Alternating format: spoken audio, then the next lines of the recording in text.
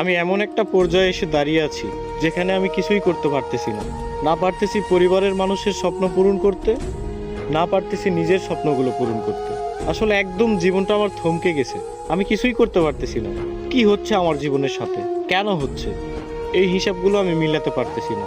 বিশ্বাস করেন ভাই, প্রচুর পরিমাণে ডিপ্রেশন কাজ করতেছে ভিতরে। আমি অনেক ডিপ্রেশনের মধ্যে আছি। আমার জীবনের সাথে কেন এগুলো হচ্ছে আমি নিজেও জানি না। তবে একটা জিনিস কি, কোনো কিছুর হিসাব আমি মিলাতে পারতেছি না। একটা সময় ডিপ্রেশন কি জিনিস জানতাম না, এখন জানতেছি। তবে একটা কথা মাথায় রাখবেন, ডিপ্রেশন বিভিন্ন ধরনের হয়।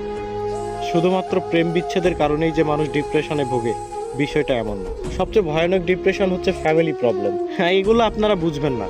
যারা মধ্যবিত্ত পরিবারের, একমাত্র তারাই বুঝবে। ডিপ্রেশন অনেক কঠিন একটা জিনিস। এখান থেকে সহজে কেউ বের হতে পারে না, কেউ ডিপ্রেশন কাটিয়ে উঠতে পারে না। তবে আলহামদুলিল্লাহ, ধৈর্য ধরে আছি, ভালো কোনো একদিন আসবে ইনশাল্লাহ।